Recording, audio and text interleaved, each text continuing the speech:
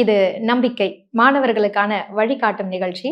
இன்றைய பகுதியில் பொறியியல் அதிசயங்களில் உலகில் மிக வேகமாக இயங்கக்கூடிய ரயிலை பற்றி நாம் தெரிந்து கொள்ள இருக்கின்றோம். இவற்றை பற்றி விளக்குவதற்காக மூத்த பத்திரிகையாளர் திருஞானம் ஐயா அவர்கள் காத்திருக்கின்றார். வணக்கம் சார். வணக்கம் ஆர்த்தி. உலகிலேயே மிக வேகமாக இயங்கக்கூடிய ரயில் பற்றி சொல்லுங்க sir. Fastest train in the world சீனாவில் உள்ள ஷாங்காய் மெக்லவ் இதுதான் ஃபாஸ்டஸ்ட் ட்ரெயின். மணிக்கு 431 கிலோமீட்டர் வேகம். ஸோ இன்றைக்கு இயங்கக்கூடிய ஒரு கமர்ஷியல் ட்ரெயின்ஸில் இதுதான் ஃபாஸ்டஸ்ட். ஷாங்காய் படோங் இன்டர்நேஷ்னல் ஏர்போர்ட் மற்றும் லான்யாங் ரோட் மெட்ரோ ஸ்டேஷன் இந்த ரெண்டையும் இணைக்கக்கூடிய ஒரு ட்ரெயின். 30 கிலோமீட்டர் தூரம் தான். இந்த ரெண்டு பிளேஸுக்கு இடையில் உள்ள தூரம் 30 கிலோமீட்டர். ஆனால் 7 நிமிடங்களில் இந்த ட்ரெயின் ஏர்போர்ட்லேருந்து அந்த மெட்ரோ ஸ்டேஷனுக்கு போயிடுது. இதுதான் அதனுடைய சிறப்பு. உலகத்தின் மிக மிக வேகமான ரயில் ஒரு என்ஜினியரிங் மாவல் தான். ஷாங்காய் மெக்லவ் இது எப்போதிலிருந்து இயங்குகிறது? இதனுடைய சிறப்புகளை பற்றி சொல்லுங்க. 2004 ஆண்டு முதல் ஷாங்காய் மெக்லவ் செயல்பாட்டுக்கு வந்துருச்சு. சொன்ன மணிக்கு 431 கிலோமீட்டர். பட் சில டெஸ்ட் ரன்ஸ் பண்ணும்போது மணிக்கு 501 கிலோமீட்டர் வரைக்கும் அது போயிருக்கு.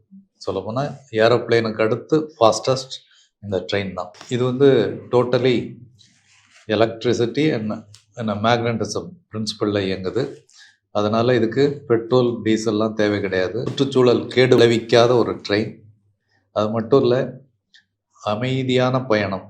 ட்ரெயினில் இருக்கக்கூடிய ஏற்ற இறக்கங்களோ பெரிய இறைச்சலோ எதுவும் இல்லாத ஒரு அமைதியான பயணம். அது மட்டும் இல்லாமல் அது தண்டவாளத்தில் தொட்டு பயணிக்காமல் இருக்கிறதுனால பெரிய எரோஷன்ஸ் இருக்காது, பெரிய காஸ்ட், அதாவது சர்வீஸ் காஸ்ட் இருக்காது. ஷாங்காய் அப்படின்னா எங்களுக்கு தெரியும் சார். இந்த மெக்லவ்னா என்ன, அதை பற்றி ஒரு விளக்கம் கொடுங்க சார். மெக்லவ் அப்படிங்கிறது மேக்னட்டிக் லெவிடேஷன் அப்படிங்கிறதோட சுருக்கம் தான். மேக்னட்டிக்னா காந்த புலம் மூலமாக அது நடக்குது. லெவிடேஷன்னா உயர்த்துறது. ஆக்சுவலாக இந்த ரயில் ஒரு வித்தியாசமான ரயில். தண்டவாளத்தில் உராய்ந்து போகிறதில்ல. தண்டவாளத்தை டச் பண்ணாமல் ஒரு 5 முதல் 10 சென்டிமீட்டர் உயரத்தில் ஒரு பறக்கக்கூடிய ரயில். காரணம் அந்த டெக்னாலஜி மேக்னட்டிக் லெவிடேஷன்னா உயர்த்துறது. மேக்னட்டிக் ஃபோர்ஸ் மூலமாக உயரத்தில் தண்டவாளத்தை விட கொஞ்சம் உயரத்தில் பறக்கிறதுனால தான் இந்த மேக்லவ் என்ற பெயரே. Magnetic levitation. காந்த லெவிடேஷன் எப்படி வேலை செய்கிறது சார்? மேக்னட்டிக் லெவிடேஷன் அப்படிங்கிறது மேக்னட்டிக் கோட்பாட்டின் அடிப்படையில் தான் செயல்படுது. நம்ம எல்லாருக்கும் தெரியும். ஏன்னா மேக்னட்டிக் கோட்பாடுங்கிறது opposite magnetic poles attract each other, like poles repel each other. ஏன்னா எதிரெதிர் துருவங்கள் ஒன்றை ஒன்று ஈர்க்கின்றன, நேர் துருவங்கள் ஒன்றை ஒன்று விளக்குகின்றன.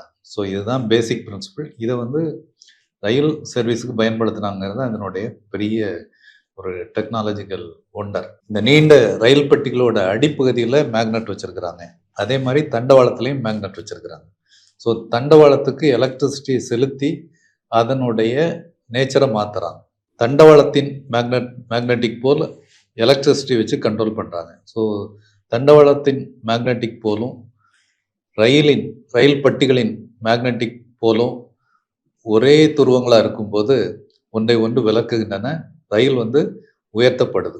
ஸோ 1 சென்டிமீட்டர், 5 சென்டிமீட்டர் இல்லை 10 சென்டிமீட்டர் உயரத்தில் தண்டவாளத்துக்கு மேலே அப்படி உயர்ந்து நிற்குது. So mainly because of this magnetic principle. இது உயரை தூக்கப்படுவதற்கான பிரின்சிபிள். அதே மாதிரி நகர்த்துறதுக்கு என்ன பண்ணுறாங்கன்னா, ஸோ ரயிலின் முன்பகுதியில் தண்டவாளத்தின் மேக்னெட்டிக் ஃபோர்ஸும் ரயில் பெட்டிகளுடைய மேக்னெட்டிக் ஃபோர்ஸும் எதிரெதிர் துருவங்களாக மாற்றப்படும் போது அட்ராக்ட் ஆகுது. ஸோ ரயில் முன்னோக்கி நகர்த்தப்படுது. இதுதான் பேசிக் பிரின்சிபிள். பட் இது ஒரு ஒண்டர்ஃபுல் கான்செப்ட் பயன்படுத்தினதுனால இந்த ஒரு மிக வேகமான ரயில் பயணம்ங்கிறது சாத்தியமாயிருக்கு. இன்னொன்று அதில் பல அட்வான்டேஜ் இருக்குது. ஒன்று, உராய்வு கிடையாது. இன்னொன்று, வழக்கமான ரயில்களில் தண்டவாளத்தில் செல்லும்போது ஏற்படக்கூடிய சத்தமோ சிக்கல்களோ எதுவும் இருக்காது. இன்னொன்று, பெட்ரோல், டீசல், நிலக்கரி எதுவும் தேவை கிடையாது. சுற்றுச்சூழலுக்கும் ஏற்றது. ஷாங்காய் மெக்லவ் இதனுடைய கட்டுமான பணிகளை பத்தி விளக்கி சொல்லுங்க சார். ஷாங்காய் மேக்லவ் என்ற ஒரு ஃபாஸ்டஸ்ட் ட்ரெயின் சர்வீஸை உருவாக்கணும்னு 1990s எண்டில் சீன அரசு முடிவு பண்ணுது. அதுக்காக ஜெர்மன் டெக்னாலஜி அந்த கம்பெனிஸோட டைப் பண்ணிக்கிறாங்க.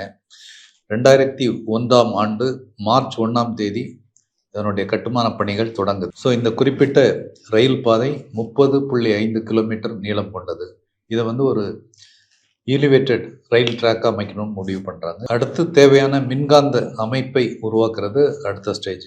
அதில் தண்டவாளங்களில் மின்காந்த அமைப்பு பொருத்தப்பட்டு அதுக்குரிய எலக்ட்ரிசிட்டி சார்ஜஸும் தக்க வகையில் பிளான் பண்ணப்படுது. அதே மாதிரி ரயில் பட்டிகளின் அடிப்பகுதியிலும் அதே மாதிரி மேக்னெட் பொருத்தப்பட்டு பிளான்டாக அதை அமைக்கிறாங்க. ஸோ இந்த கட்டுமானம் முடிந்ததுக்கப்புறம் 2 ரயில் நிலையங்கள் ஏர்போர்ட்லேயும் இந்த மெட்ரோ ஸ்டேஷன் நல்ல ஒரு மாடர்னான ரயில்வே ஸ்டேஷன்ஸ் உருவாக்கப்படுது. ஸோ 2.5 ஆண்டுகள் திட்டமிட்ட கட்டுமான பணிகளுக்கு பிறகு 2004 ஜனவரி 1 ரயில் சேவை தொடங்குது. முதல் சோதனை ஓட்டத்தில் ஷாங்காய் மேக்லவ் ட்ரெயின் மணிக்கு 501 கிலோமீட்டர் வேகத்தில் அந்த டெஸ்ட் ரயிலில் அந்த அளவுக்கு ஃபாஸ்ட்டாக ஓடி இருக்கு. பட் அதனுடைய ஸ்டாண்டர்ட் வேகம் மணிக்கு 431 கிலோமீட்டர்.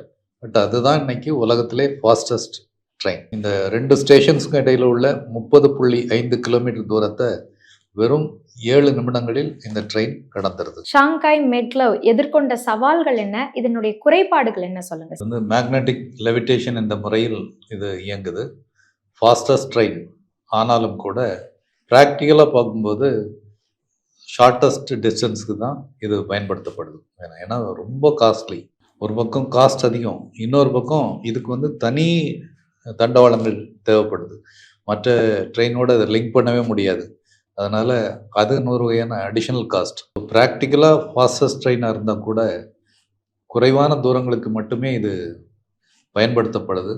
நீண்ட தூரங்களுக்கு வேகமான ரயிலுங்கிறது இன்றைக்கும் புல்லட் ட்ரெயின்ஸ் தான். சைனாலையும் சரி ஜப்பான்லேயும் சரி நிறைய புல்லட் ட்ரெயின்ஸ் அவை அனைத்துமே நீண்ட தூரங்களுக்கு எஃபெக்டிவாக போயிட்டுருக்கு. பட் ஷார்ட்டஸ்ட் டிஸ்டன்ஸுக்கு ஃபாஸ்டஸ்ட் ட்ரெயின் சொன்னால் இந்த மேக்னெட்டிக் லெவிடேஷன் ட்ரெயின்ஸ் தான். இந்த மேக்னெட்டிக் லெவிடேஷன் இதனை உருவாக்குவதற்கு எவ்வளவு செலவாயிருக்கு சார்? அந்த இதனுடைய தனித்துவம் என்னன்னு? கிட்டத்தட்ட 15,000 கோடி ரூபாய். வெறும் 30 கிலோமீட்டர் பயணம், ஆனால் 15,000 கோடி. அதனால தான் ப்ராக்டிக்கலாக அதிக செலவெடுக்கக்கூடிய ஒரு ப்ராஜெக்ட்ங்கிறதுனால தான் இது ஷார்ட்டஸ்ட் டிஸ்டன்ஸ்க்கு யூஸ் பண்ணுறாங்க. அதே வேளையில் தண்டவாளத்துடன் உராய்வு இல்லாத லெவிடேஷன் முறைங்கிறதுனால பராமரிப்பு செலவு கிடையாது. இரைச்சலோ அதிர்வுகளோ இல்லாத ஒரு சுகமான பயணம், ஃபாஸ்டஸ்ட் ட்ராவல். அந்த வகையில் பல சிறப்புகள் இதில் இருக்குது. ஒட்டுமொத்தத்தில் பார்க்க போனால் இது ஒரு என்ஜினியரிங் ஒண்டர் தான். ஒரு மேக்னெட்டிக் பிரின்சிபிளை ஹியூமன் டிரான்ஸ்போர்ட்ஸுக்கு பயன்படுத்துறது ஃபர்ஸ்ட் டைம் ஒரு அற்புதமான சாதனை. இந்த பொறியியல் அதிசயங்களை ஒவ்வொன்றா பார்த்ததுல வேகமாக செல்லக்கூடிய ட்ரெயினை பத்தின மிக அற்புத தகவல்களை கொடுத்தீங்க. நன்றி சார். நன்றி ஆர்த்தி.